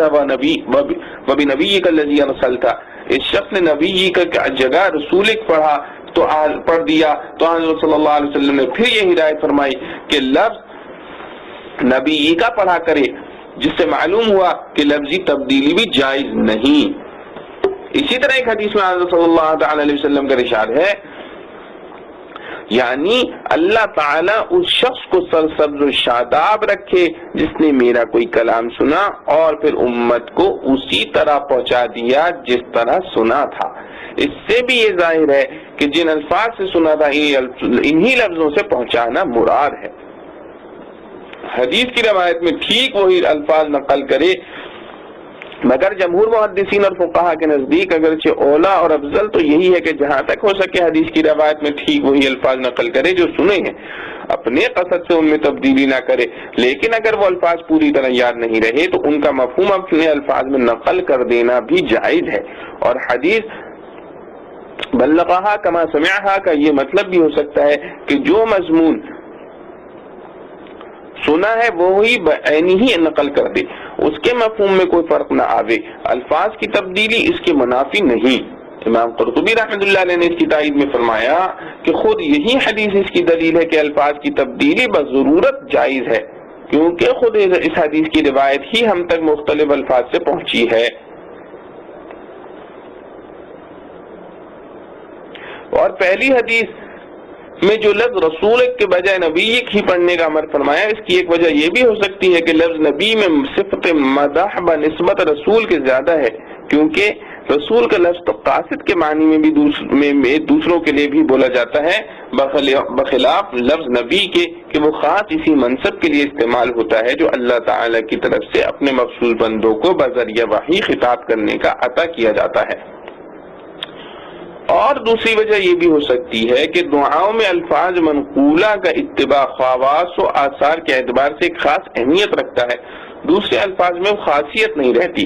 اس لیے عامل حضرات جو تعویذ گنڈے کرتے ہیں وہ اس کی بڑی رعایت کرتے ہیں کہ جو الفاظ منقول ہیں ان میں تغیر و تبدل نہ کیا جائے. اس لحاظ سے یہ کہا جا سکتا ہے کہ ادعیہ ماتورہ بھی اسی قسم اول میں داخل ہیں،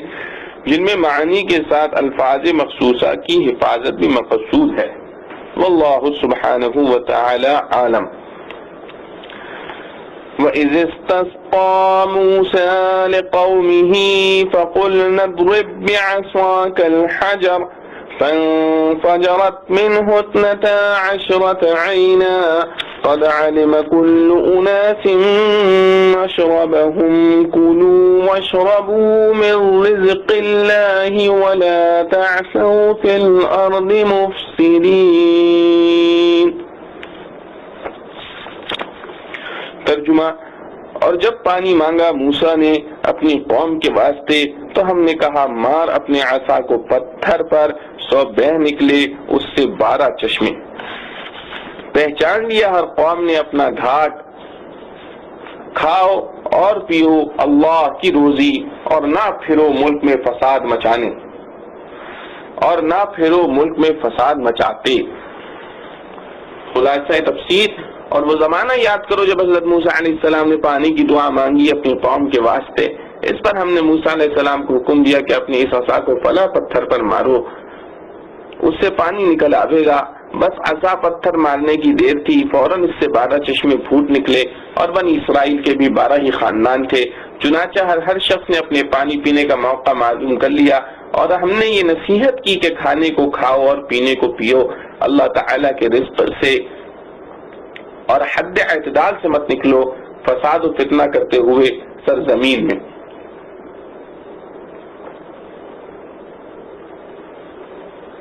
فائدہ: یہ قصہ بھی وادی تیہ میں ہوا. وہاں پیاس لگی تو پانی مانگا. موسیٰ علیہ السلام نے دعا کی تو ایک خاص پتھر کو صرف عصا مارنے سے قدرت خداوندی سے 12 چشمے نکل پڑے، اور ان کے 12 خاندان اس طرح تھے کہ حضرت یعقوب علیہ السلام کے 12 فرزند تھے. ہر ایک کی اولاد کا ایک ایک خاندان تھا. ان کو انتظامی معاملات میں الگ الگ ہی رکھا جاتا تھا. سب کے افسر بھی جدا جدا تھے، اس لیے چشمے بھی 12 ہی نکلے. کھانے سے مراد من و سلوہ اور پینے سے مراد یہی پانی تھا. نافرمانی اور ترک حکام کو فتنہ و فساد سے تعبیر فرمایا. قاضی بیضاوی رحمۃ اللہ علیہ نے فرماتے ہیں کہ ایسے خوارق اور معجزات کا انکار بہت بڑی غلطی ہے. جب بعض پتھروں میں اللہ تعالی نے بعیر القیاس اور خلاف عقل یہ تاثیر رکھی ہے کہ لوہے کو جذب کرتا ہے، تو اس پتھر میں اگر یہ تاثیر پیدا کر دی ہو کہ اجزاء زمین میں سے پانی کو جذب کر لے اور اس سے پانی نکلنے لگے تو کیا محال ہے. ہمارے زمانے کے عقلاء کو اس بیان سے سبق حاصل کرنا اور فائدہ اٹھانا چاہیے. اور پھر یہ نظیر بھی محض سطحی نظر والوں کے لیے ہے، ورنہ خود اگر اس پتھر کے اجزاء ہی میں پانی پیدا ہو جائے تو بھی کون سا محال لازم آتا ہے. جو حضرات ایسے امور کو محال کہتے ہیں تو وہ اب تک محال کی حقیقت کو نہیں سمجھتے. معارف و مسائل. آیت مذکورہ میں حضرت موسیٰ علیہ السلام نے اپنی قوم کے لیے استسقاء کی دعا فرمائی تو اللہ تعالیٰ نے مسمانی کا سامان کر دیا کہ پتھر پر لاٹھی مارنے سے چشمے ابل پڑے. اس سے معلوم ہوا کہ استسقاء کی اصل دعا ہی ہے. شریعت موسویہ میں بھی صرف دعا پر اکتفا کیا گیا، جیسا کہ امام اعظم ابو حنیفہ رحمۃ اللہ علیہ کا ارشاد ہے کہ استسقاء کی اصل پانی کے لیے دعا کرنا ہے. یہ دعا کبھی خاص نماز استسقاء کی صورت میں کی گئی ہے، جیسا کہ حدیث صحیح میں رسول اللہ صلی اللہ علیہ وسلم کا نماز استسقاء کے لیے عیدگاہ کے میدان میں تشریف لے جانا اور نماز اور خطبہ اور دعا کرنا منقول ہے.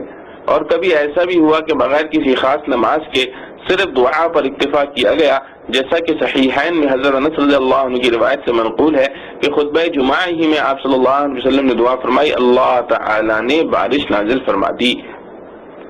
اور یہ بات سب کے نزدیک مسلم ہے کہ استسقاء خواہ بصورت نماز کیا جائے یا صرف دعا کی صورت میں، اس کے مؤثر ہونے کے لیے گناہوں سے توبہ، اپنے فقر و مسکنت اور عبودیت کا اظہار ضروری ہے۔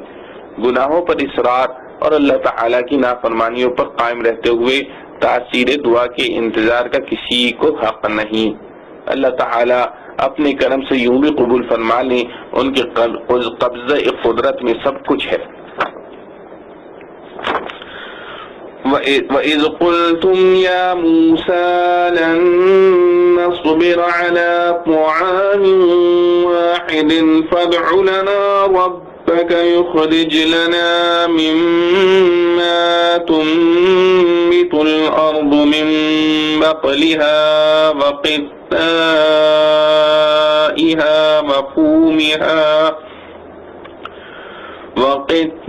وقثائها وفومها وعدسها وبصلها قال أتستبدلون الذي هو أدنى بالذي هو خير اهبطوا مصرا فإن لكم ما سألتم وضربت عليهم الذلة والمسكنة وباءوا بغضب من الله ذلك بأنهم كانوا يكفرون بآيات الله ويقتلون النبيين بغير الحق ذلك بما عصوا وكانوا يعتدون۔ ترجمہ، اور جب کہا تم نے اے موسیٰ ہم ہرگز صبر نہ کریں گے ایک ہی طرح کے کھانے پر، سو دعا مانگ ہمارے واسطے اپنے پروردگار سے کہ نکال دے ہمارے واسطے جو اگتا ہے زمین سے ترکاری اور ککڑی اور گیہوں اور مسور اور پیاز۔ کہا موسیٰ نے کیا لینا چاہتے ہو وہ چیز جو ادنا ہے اس کے بدلے میں جو بہتر ہے؟ اترو کسی شہر میں تم کو ملے جو مانگتے ہو، اور ڈالی گئی ان پر ذلت اور محتاجی، اور پھرے اللہ کا غصہ لے کر۔ یہ اس لیے ہوا کہ نہیں مانتے تھے احکام خداوندی کو اور خون کرتے تھے پیغمبروں کا ناحق۔ یہ اس لیے کہ نافرمان تھے اور حد پر نہ رہتے تھے۔ خلاصہ تفسیر، اور وہ زمانہ یاد کرو جب تم لوگوں نے یوں کہا کہ اے موسیٰ روز کے روز ہم ایک ہی قسم کے کھانے پر کبھی نہ رہیں گے، یعنی من و سلوہ پر آپ ہمارے واسطے اپنے پروردگار سے دعا کریں کہ وہ ہمارے لیے ایسی چیزیں پیدا کرے جو زمین میں اگا کرتی ہیں، ساگ، ہوا، ککڑی، ساگ ہوا، ککڑی ہوئی، گیہوں ہوا، مسور ہوئی، پیاز ہوئی۔ آپ نے فرمایا کیا تم عوض میں لینا چاہتے ہو ادنا درجے کی چیزوں کو ایسی چیز کے مقابلے میں جو اعلیٰ درجے کی ہے؟ اچھا اگر نہیں مانتے تو کسی شہر میں جا کر اترو، وہاں البتہ تم کو وہ چیزیں ملے گی جن کی تم درخواست کرتے ہو، اور ایسی گستاخیوں سے ایک زمانے میں جا کر نفس کی طرح جم گئی ان پر ذلت کہ دوسروں کی نگاہ میں قدر ہی نہ رہی، اور پستی کہ خود ان کی تباہی میں اولو العزمی نہ رہی،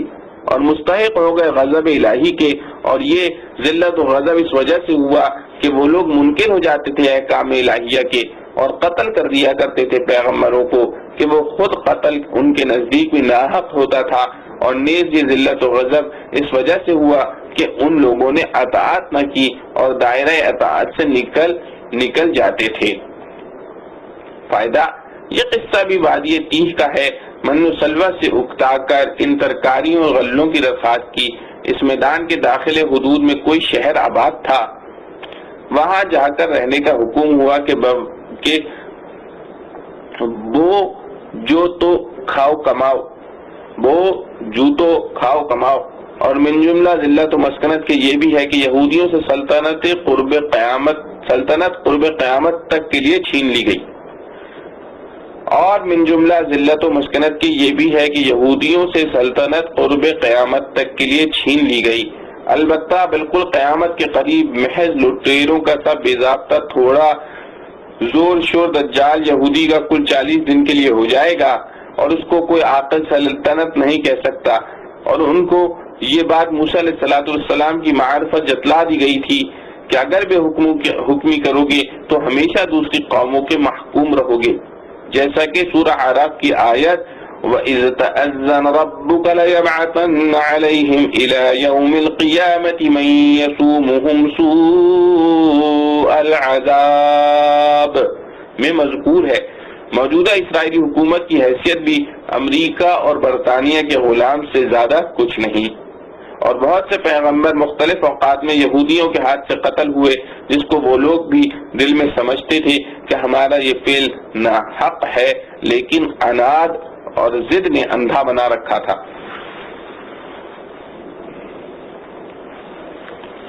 معارف و مسائل. یہودیوں پر ابدی ذلت کا مطلب اور اسرائیل کی موجودہ حکومت سے شبہ اور اس کا جواب.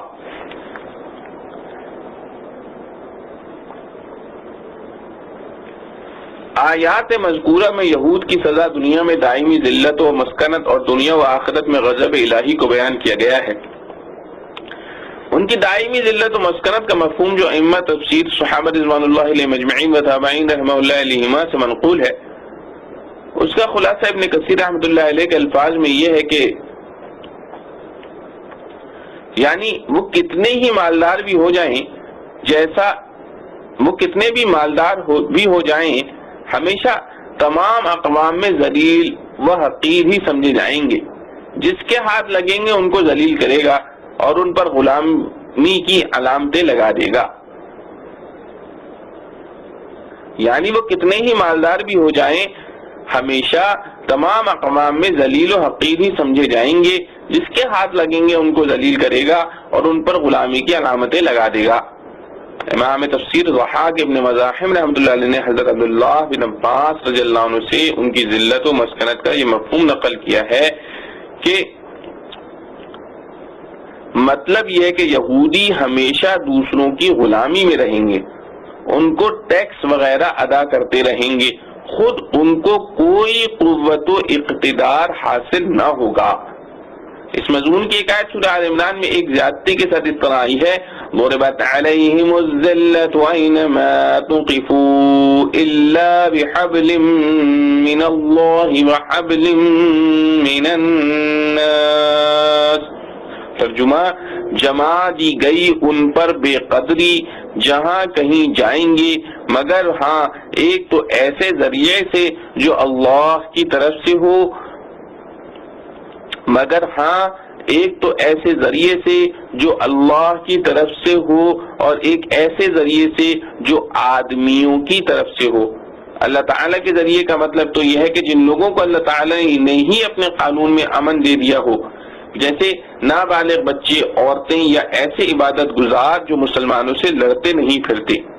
وہ محفوظ و مامون رہیں گے. اور آدمیوں کے ذریعے سے مراد معاہدہ صلح ہے، جس کی ایک صورت تو یہ ہے کہ مسلمانوں سے معاہدہ صلح کا یہ جزیہ دے کر ان کے ملک میں رہنے کا ہو جائے، مگر الفاظ قرآنی میں من الناس فرمایا ہے، من المسلمین نہیں. اس لیے یہ صورت بھی متحمل ہے کہ دوسرے غیر مسلموں سے معاہدہ صلح کر کے ان کی پشت پناہی میں آ جائیں تو مامون رہ سکتے ہیں. پھر یہ استثناء حبل من اللہ اور حبل من الناس کا اگر بقول کشاف استثناء متصل قرار دیا جائے تو معنی یہ ہوں گے کہ یہود ہمیشہ ہر جگہ ذلیل و خوار رہیں گے بجز ان دو صورتوں کے کہ یا تو اللہ کے عہد کے ذریعے ان کے بچے، عورتیں وغیرہ اس ذلت و خواری سے نکل جائیں، یا معاہدہ صلح کے ذریعے یہ اپنے آپ کو ذلت و خواری سے بچا لے. اور جیسا کہ اوپر لکھا گیا ہے، معاہدہ صلح کے ذریعے ذلت و خواری سے نکلنے کی صورت مسلمانوں سے معاہدہ صلح کر کے بھی ہو سکتی ہے، اور یہ بھی احتمال ہے کہ دوسری قوموں سے معاہدہ صلح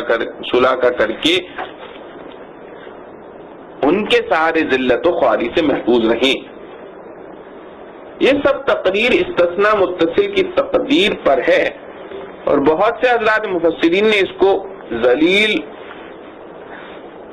اور بہت سے حضرات مفسرین نے اس کو استثناء منقطع قرار دیا ہے. تو مطلب یہ ہوگا کہ یہ لوگ اپنی ذلت اور اپنی قومی حیثیت سے تو ذلیل و خوار ہی رہیں گے، گو قانون الہی کی وسعت میں آ کر ان کے بعض افراد اس سے محفوظ ہو جائیں گے یا دوسرے لوگوں کا سہارا لے کر ذلت و خواری پر پردہ ڈال دیں. اسی طرح سورہ بقرہ کی آیت کی وضاحت سورہ آل عمران کی آیت سے پوری ہو گئی،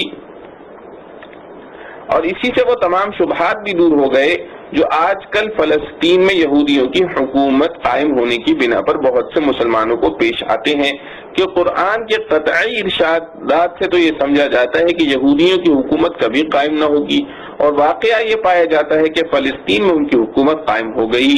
جو جواب واضح ہے کہ فلسطین میں یہودیوں کی موجودہ حکومت کی حقیقت سے جو لوگ باخبر ہیں وہ خوب جانتے ہیں کہ یہ حکومت در حقیقت اسرائیل کی نہیں ہے، بلکہ امریکہ اور برطانیہ کی ایک چھاؤنی سے زیادہ اس کی کوئی حیثیت نہیں. یہ اپنی ذاتی طاقت سے ایک مہینہ بھی زندہ نہیں رہ سکتے. یورپین طاقتوں نے اسلامی بلاک کو کمزور کرنے کے لیے ان کے بیچ میں اسرائیل کا نام دے کر ایک چھاؤنی بنائی ہے، اور اسرائیلی ان کی نظروں میں بھی ان کے فرما بردار غلام سے زیادہ کوئی حیثیت نہیں رکھتے. صرف قرآن کریم کے ارشاد بحبل من الناس کے سہارے ان کا اپنا وجود قائم ہے، وہ بھی ذلت کے ساتھ. اس لیے موجودہ اسرائیلی حکومت سے قرآن کریم کے کسی بھی ارشاد پر ادنا شبہ بھی نہیں ہو سکتا.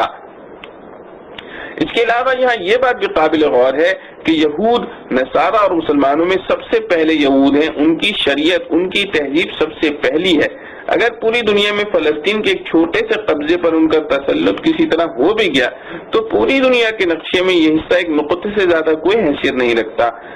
اس کے بالمقابل نصارہ کی سلطنتیں اور مسلمانوں کے دور تنزل کے باوجود ان کی سلطنتیں، بت پرستوں کی سلطنتیں، لا مذہبوں کی حکومتیں جو جگہ جگہ مشرق سے مغرب تک پھیلی ہوئی ہیں، ان کے مقابلے میں فلسطین، اور وہ بھی آدھا، اور اس پر بھی امریکہ برطانیہ کے زیر سایہ کوئی تسلط یہودیوں کا ہو جائے تو کیا اس سے پوری قومی یہود پر خدا تعالی کی طرف سے لگائی ہوئی دائمی ذلت کا کوئی جواب بن سکتا ہے؟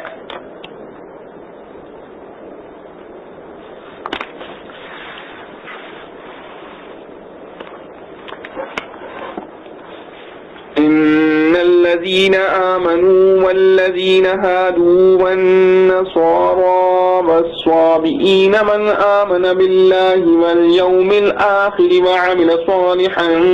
فلهم أجرهم عند ربهم ولا خوف عليهم ولا هم يحزنون. خلاصہ تفسیر. اس مقام پر یہودیوں ترجمہ: بے شک جو لوگ مسلمان ہوئے اور جو لوگ یہودی ہوئے اور نصارہ اور صابئین جو ایمان لایا ان میں سے اللہ پر اور روز قیامت پر اور کام کیے نیک، تو ان کے لیے ہے ان کا ثواب ان کے رب کے پاس، اور نہیں ان پر کچھ خوف اور نہ وہ غمگین ہوں گے. خلاصہ تفسیر. اس قوم پر یہودیوں کی شرارت کا حال معلوم کر کے سامعین کو یا خود یہود کو یہ خیال گزر سکتا ہے کہ ان حالات میں اگر عذر پیش کر کے ایمان لانا بھی چاہیں تو غالباً وہ اللہ کے نزدیک قبول نہ ہو. اس خیال کو دفع کرنے کے لیے اس آیت میں ایک قانون اور ضابطے کا ذکر فرمایا ہے کہ یہ تحقیقی بات ہے کہ مسلمان، یہودی اور نصارہ اور فرقہ صابئین، ان سب میں جو شخص یقین رکھتا ہو اللہ تعالیٰ کی ذات و صفات پر اور قیامت پر اور کارگزاری اچھی کرے موافق قانون شریعت کے، ایسوں کے لیے ان کا حق الخدمت بھی ہے ان کے پروردگار کے پاس پہنچ کر، اور وہاں جا کر کسی طرح کا اندیشہ بھی نہیں ان پر اور نہ وہ مغموم ہوں گے. فائدہ: قانون کا حاصل ظاہر ہے کہ ہمارے دربار میں کسی کی تخصیص نہیں. جو شخص پوری اطاعت، اعتقاد اور اعمال میں اختیار کرے گا، خواہ وہ پہلے سے کیسا ہی ہو، ہمارے ہاں مقبول اور اس کی خدمت مشکور ہے. اور ظاہر ہے کہ نزول قرآن کے بعد پوری اطاعت محمدی صلی اللہ علیہ وسلم یعنی مسلمان ہونے پر منحصر ہے. مطلب یہ ہوا کہ جو مسلمان ہو جائے گا مستحق نجات اخروی ہوگا. اس میں اس خیال کا جواب ہو گیا، یعنی ان شرارتوں کے بعد بھی اگر مسلمان ہو جائیں تو ہم سب معاف کر دیں گے. اور صابئین ایک فرقہ تھا جس کے معتقدات اور طرز عمل کے بارے میں چونکہ کسی کو پورا پتہ نہ چلا اس لیے مختلف اقوال ہیں، واللہ عالم۔ اور اس قانون میں بظاہر تو مسلمانوں کے ذکر کی ضرورت نہیں تھی کیونکہ وہ تو مسلمان ہی ہیں، لیکن اس سے کلام پاک میں خاص بلاغت اور مضمون میں ایک خاص مقت پیدا ہو گئی۔ اس کی ایسی مثال ہے کہ کوئی حاکم یا بادشاہ کسی ایسے ہی موقع پر یوں کہے کہ ہمارا قانون عام ہے، کوئی موافق ہو یا مخالف، جو شخص بھی اطاعت کرے گا مورد عنایت ہوگا۔ اب ظاہر ہے کہ موافق تو اطاعت کر ہی رہا ہے، سنانا تو اصل میں مخالف کو ہے، لیکن اس میں نکتہ یہ ہوتا ہے کہ ہم جو موافقین پر عنایت ہے سو اس کی علت ان سے کوئی ذاتی خصوصیت نہیں بلکہ ان کی صفت موافقت پر مدار ہے ہماری عنایت کا۔ سو اگر مخالف بھی اختیار کر لے تو وہ بھی اس موافق کے برابر ہو جائے گا، اس لیے مخالف کے ساتھ موافق کو بھی ذکر کیا گیا۔ وَإِذْ أَخَذْنَا مِيثَاقَكُمْ وَرَفَعْنَا فَوْقَكُمُ الطُّورَ خُذُوا مَا آتَيْنَاكُمْ بِقُوَّةٍ وَاذْكُرُوا مَا فِيهِ لَعَلَّكُمْ تَتَّقُونَ۔ ترجمہ، اور جب لیا ہم نے تم سے اقرار اور بلند کیا تمہارے اوپر کوہ طور کو کہ پکڑو جو کتاب ہم نے تم کو دی زور سے، اور یاد رکھو جو کچھ اس میں ہے تاکہ تم ڈرو۔ خلاصہ تفسیر، اور وہ زمانہ یاد کرو جب ہم نے تم سے قول و قرار لیا کہ تورات پر عمل کریں گے، اور اس قول و قرار لینے کے لیے ہم نے طور پہاڑ کو اٹھا کر تمہارے اوپر محاذات میں معلق کر دیا، اور اس وقت کہا کہ جلدی قبول کرو جو کتاب ہم نے تم کو دی ہے، یعنی تورات مضبوطی کے ساتھ، اور یاد رکھو جو احکام اس کتاب میں ہیں جس سے توقع ہے کہ تم متقی بن جاؤ۔ فائدہ، جب موسیٰ علیہ السلام کو طور پر توریت عطا ہوئی اور آپ نے تشریف لا کر قوم کو دکھائی اور سنائی تو اس میں احکام ذرا سخت تھے، مگر ان لوگوں کی حالت کے مطابق ایسے ہی احکام مناسب تھے۔ تو اول تو انہوں نے یہی کہا تھا کہ جب ہم سے اللہ تعالیٰ خود کہہ دیں گے کہ یہ میری کتاب ہے تب مانیں گے، جس کا قصہ اوپر گزر چکا ہے۔ غرض وہ 70 آدمی جو موسیٰ علیہ السلام کے ساتھ کوہ طور پر گئے تھے واپس آ کر انہوں نے گواہی دی، مگر اس شہادت میں اپنی طرف سے اتنی آمیزش بھی کر دی کہ اللہ تعالی نے آخر میں یہ فرما دیا تھا کہ تم سے جس قدر عمل ہو سکے کرنا، جو نہ ہو سکے معاف ہے۔ تو کچھ جبلی شرارت، کچھ احکام کی مشقت اور کچھ اس آمیزش کا ہیلا ملا، غرض صاف کہہ دیا کہ ہم سے تو اس کتاب پر عمل نہیں ہو سکتا۔ حق تعالی نے فرشتوں کو حکم دیا کہ کوہ طور کا ایک بڑا ٹکڑا اٹھا کر ان کے سروں پر معلق کر دو کہ یا تو مانو ورنہ ابھی آ گرا۔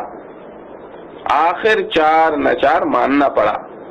ایک شبے کا ازالہ۔ یہاں یہ شبہ ہو سکتا ہے کہ دین میں تو اکراہ نہیں ہے، یہاں کیوں اکراہ کیا گیا؟ جواب یہ ہے کہ اکراہ ایمان لانے پر نہیں بلکہ اول اپنی خوشی سے ایمان و اسلام قبول کر لینی اور اس کے خلاف بغاوت کرنے کی وجہ سے ہے۔ باغیوں کی سزا تمام حکومتوں میں بھی عام مخالف اور دشمن قوموں سے الگ ہوتی ہے۔ باغیوں کی سزا تمام حکومتوں میں بھی عام مخالف اور دشمن قوموں سے الگ ہوتی ہے۔ ان کے لیے ہر حکومت میں دو ہی راستے ہوتے ہیں، یا اطاعت قبول کریں یا قتل کیے جائیں۔ اسی وجہ سے اسلام میں مرتد کی سزا قتل ہے، کفر کی سزا قتل نہیں۔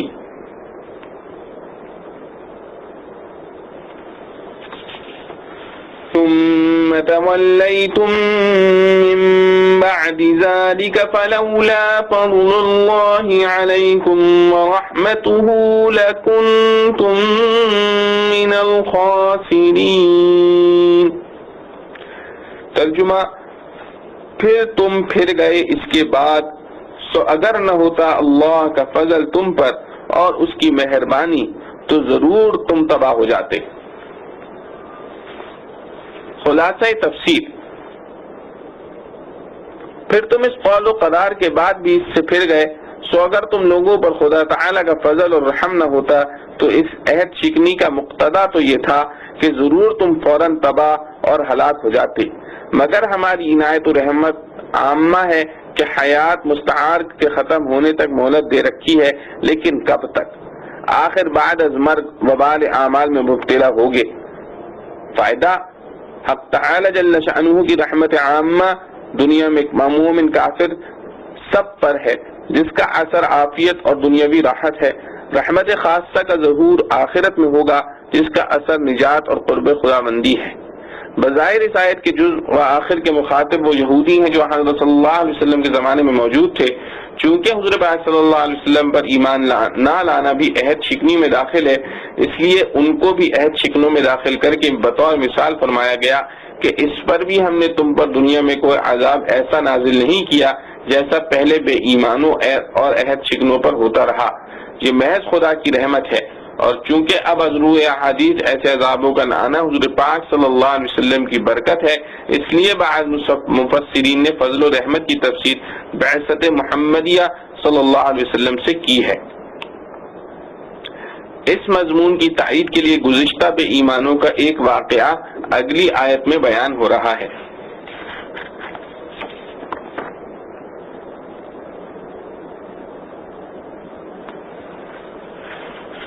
وَلَقَدْ عَلِمْتُمُ الَّذِينَ اعْتَدَوْا مِنْكُمْ فِي السَّبْتِ فَقُلْنَا لَهُمْ كُونُوا قِرَدَةً خَاسِئِينَ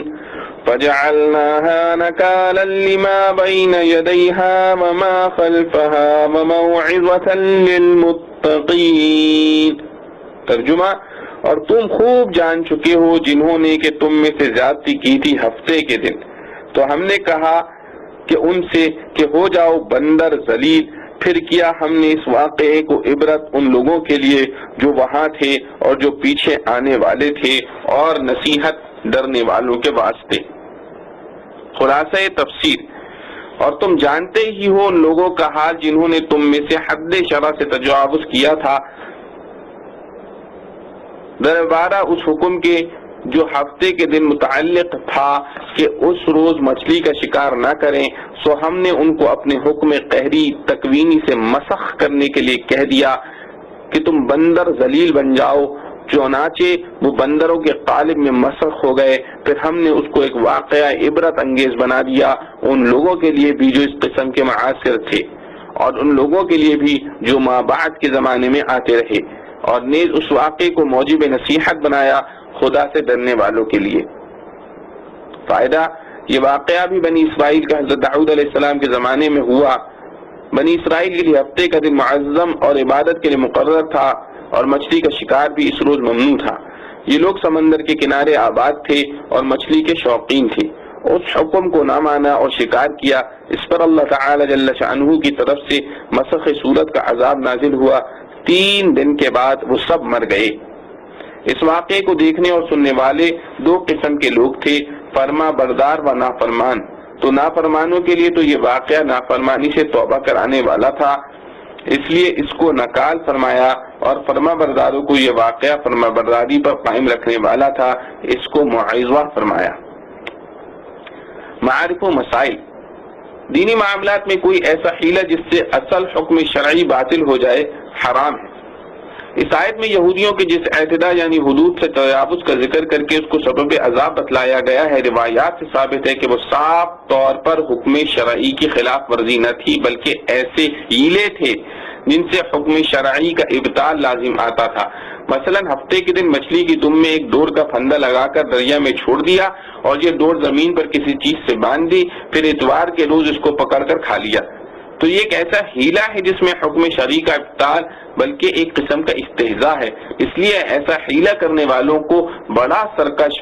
نافرمان قرار دے کر ان پر عذاب آیا، مگر اس سے ان فقہی حیلوں کی حرمت ثابت نہیں ہوتی جن میں سے بعض خود رسول اللہ صلی اللہ علیہ وسلم نے بتلائے ہیں۔ مثلا 1 سیر عمدہ کھجور کے بدلے میں 2 سیر خراب کھجور خریدنا سود میں داخل ہے، مگر اس سے بچنے کا ایک حیلہ خود رسول اللہ صلی اللہ علیہ وسلم نے یہ بتلایا کہ جنس کا تبادلہ جنس سے نہ کرو، قیمت کے ذریعے خرید و فروخت کر لو۔ مثلا 2 سیر خراب کھجوریں 2 درہم میں فروخت کر دی، پھر ان 2 درہموں میں سے 1 سیر عمدہ کھجور خرید لی، تو یہاں حکم شرعی کی تعمیل مقصور ہے، ابطال نہ مقصور ہے نہ واقع ہے۔ اسی طرح بعض دوسرے مسائل میں بھی فقہا نے حرام سے بچنے کی بعض ایسی ہی تدبیریں بتلائی ہیں، ان کے کو یہودیوں کے ہیلوں کی طرح کہنا اور سمجھنا غلط ہے۔ واقع مسخ صورت یہود، تفسیر قرطبی میں ہے کہ یہود نے اول تو اس طرح کے ہیلے کر کے مچھلیاں پکڑی، پھر ہوتے ہوتے عام طور پر شکار کھیلنے لگے تو ان میں دو جماعتیں ہو گئیں۔ ایک جماعت علماء صلح کی تھی جنہوں نے ان کو ایسا کرنے سے روکا، یہ باز نہ آئے تو ان سے برادرانہ تعلقات قطع کر کے بالکل الگ ہو گئے اور بستی کے دو حصے کر لیے، ایک میں یہ نافرمان لوگ رہ گئے، دوسرے میں علماء و صلح رہے۔ ایک روز ان کو یہ محسوس ہوا کہ جس حصے میں یہ نافرمان لوگ رہتے تھے ادھر بالکل سناٹا ہے، تو وہاں جا کر دیکھا تو سب کے سب بندروں کی صورت میں مسخ ہو گئے تھے، اور حضرت قتادہ رحمۃ اللہ علیہ نے فرمایا کہ ان کے جوان بندر بنا دیے گئے تھے اور بوڑھے خنزیر کی شکل میں منتقل کر دیے گئے تھے، اور مسخ شدہ بندر اپنے رشتہ داروں اور تعلق والے انسانوں کو پہچانتے تھے، ان کے قریب آ کر روتے تھے۔ ممسوخ قوم کی نسل نہیں چلتی۔ اس معاملے میں صحیح بات وہ ہے جو خود رسول کریم صلی اللہ علیہ وسلم سے روایت عبداللہ بن مسعود رضی اللہ عنہ صحیح مسلم میں منقول ہے کہ بعض لوگوں نے اپنے زمانے کے بندروں اور خنزیروں کے بارے میں حضرت صلی اللہ علیہ وسلم سے دریافت کیا کہ کیا یہ وہی مسخ شدہ یہودی ہیں؟ آپ صلی اللہ علیہ وسلم نے فرمایا کہ اللہ تعالیٰ جب کسی قوم میں مسخ صورت کا عذاب نازل کرتے ہیں تو ان کی نسل نہیں چلتی بلکہ چند روز میں ہلاک ہو کر ختم ہو جاتے ہیں، اور پھر فرمایا کہ بندر اور خنزیر